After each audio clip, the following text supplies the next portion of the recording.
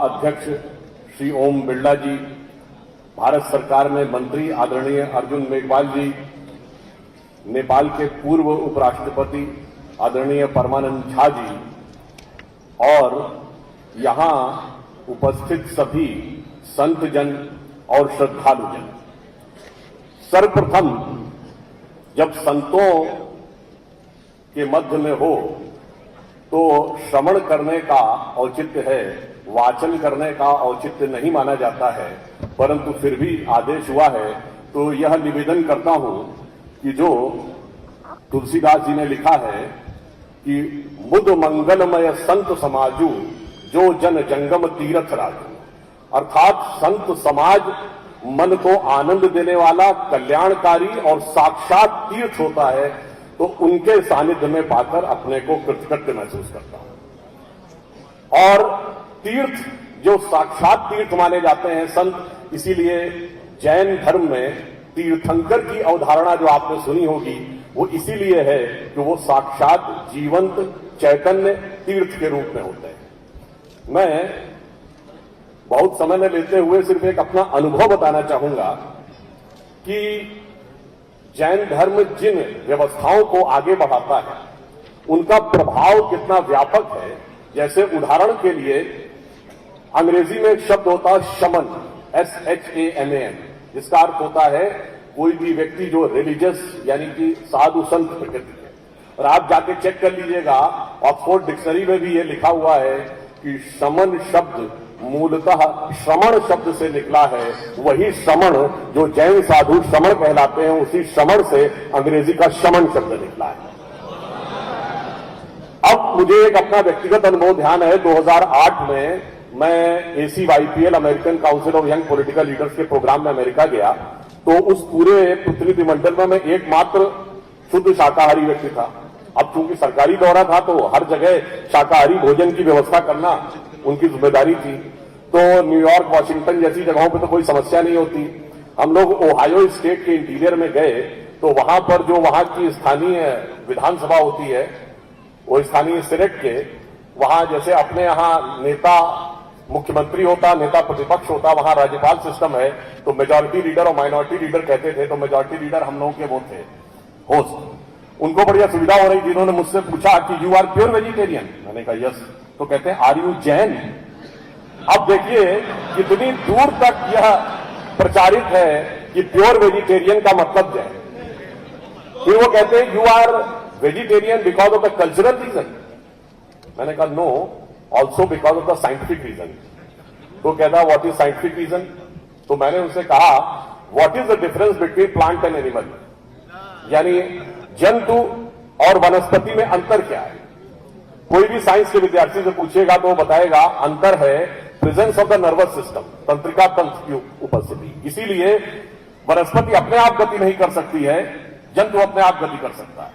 तो जब आप किसी जंतु को लेते हैं तो उसके साथ साथ उसके तंत्रिका तंत्र का भी जो अमीनो एसिड है वो भी आपके अंदर जाता है। और जब वो अमीनो एसिड वही है जो डीएनए के अंदर पाया जाता है। अब जब वो अमीनो एसिड आपके अंदर जाता है और आपकी बॉडी के नर्वस सिस्टम के अमीनो एसिड के कांटेक्ट में आता है, तो थर्मोडायनेमिक्स का एक लॉ है, if two objects of variable energy level comes in contact with each other, यानी दो ऐसे पदार्थ जिनका ऊर्जा स्तर अलग अलग हो, एक दूसरे के संपर्क में आए तो जानते क्या होता है? Energy flows from higher to lower.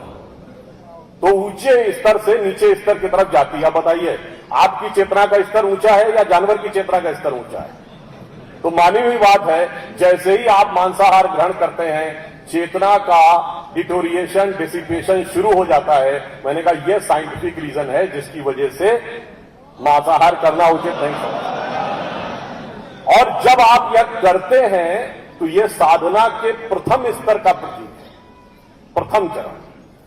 तो वहीं से आत्म संयम की उस मुकाम तक पहुंचते हैं जहां पर शतावधानी व्यक्ति बनता है, यानी 100 प्रश्न एक साथ पूछे जाते हैं और उसी सीक्वेंस में उत्तर देते हैं। अभी 2015 में और 2018 में बेंगलोर में एक जैन युवा सन्यासी थे, फिर महाशतावधानी 200 प्रश्नों का एक ही सीक्वेंस में उत्तर।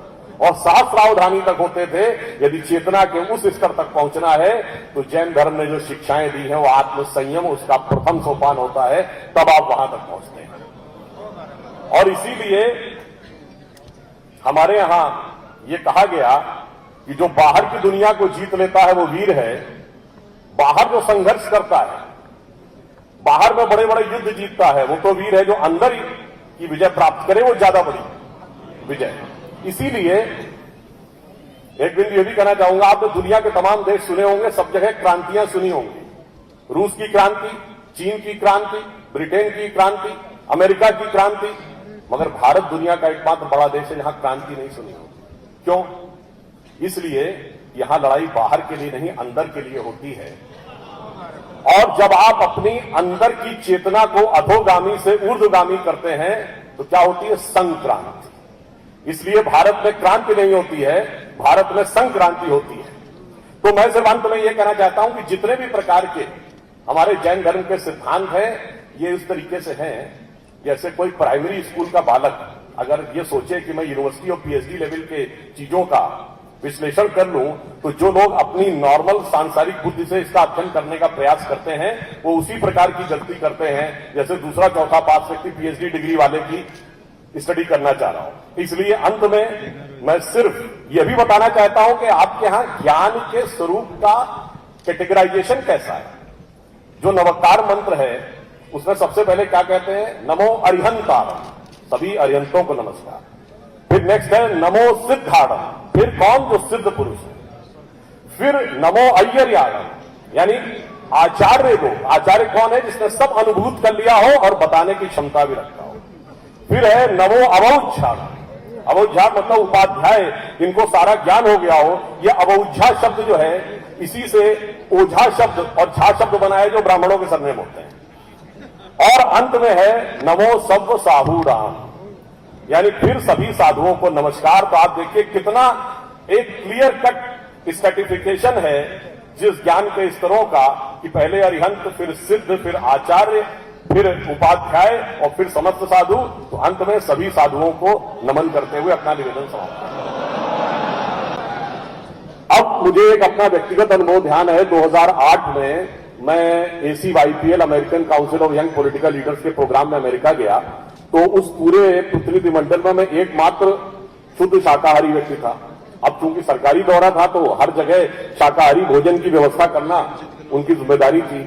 तो न्यूयॉर्क, वॉशिंगटन जैसी जगहों पे तो कोई समस्या नहीं होती। हम लोग ओहायो स्टेट के इंटीरियर में गए तो वहां पर जो वहां की स्थानीय विधानसभा होती है, वो स्थानीय सीनेट के वहां जैसे अपने यहां नेता मुख्यमंत्री होता, नेता प्रतिपक्ष होता, वहां राज्यपाल सिस्टम है। तो मेजॉरिटी लीडर और माइनॉरिटी लीडर कहते थे। तो मेजॉरिटी लीडर हम लोगों के वो थे होस्ट। उनको बढ़िया सुविधा हो रही थी। उन्होंने मुझसे पूछा कि यू आर प्योर वेजिटेरियन? मैंने कहा यस। तो कहते हैं आर यू जैन? अब देखिए कितनी दूर तक यह प्रचारित है कि प्योर वेजिटेरियन का मतलब जैन। फिर वो कहते हैं you are vegetarian because of the cultural reason? मैंने कहा no, also because of the scientific reason. तो कहता व्हाट इज साइंटिफिक रीजन? तो मैंने उनसे कहा what is the difference between plant and animal, यानी जंतु और वनस्पति में अंतर क्या है। कोई भी साइंस के विद्यार्थी से पूछेगा तो वो बताएगा अंतर है presence of the nervous system, तंत्रिका तंत्र की उपस्थिति। इसीलिए वनस्पति अपने आप गति नहीं कर सकती है, जंतु अपने आप गति कर सकता है। तो जब आप किसी जंतु को लेते हैं तो उसके साथ साथ उसके तंत्रिका तंत्र का भी जो अमीनो एसिड है वो भी आपके अंदर जाता है। और जब वो अमीनो एसिड वही है जो डीएनए के अंदर पाया जाता है। अब जब वो अमीनो एसिड आपके अंदर जाता है और आपकी बॉडी के नर्वस सिस्टम के अमीनो एसिड के कांटेक्ट में आता है तो थर्मोडायनेमिक्स का एक लॉ है, if two objects of variable energy level comes in contact with each other, यानी दो ऐसे पदार्थ जिनका ऊर्जा स्तर अलग अलग हो एक दूसरे के संपर्क में आए हैं तो जानते क्या होता है? Energy flows from higher to lower. तो ऊंचे स्तर से नीचे स्तर की तरफ जाती है। बताइए आपकी चेतना का स्तर ऊंचा है या जानवर की चेतना का स्तर ऊंचा है? तो मानी हुई बात है, जैसे ही आप मांसाहार ग्रहण करते हैं चेतना का डिटोरिएशन, डिसिपेशन शुरू हो जाता है। मैंने कहा यह साइंटिफिक रीजन है जिसकी वजह से मांसाहार करना उचित नहीं समझता।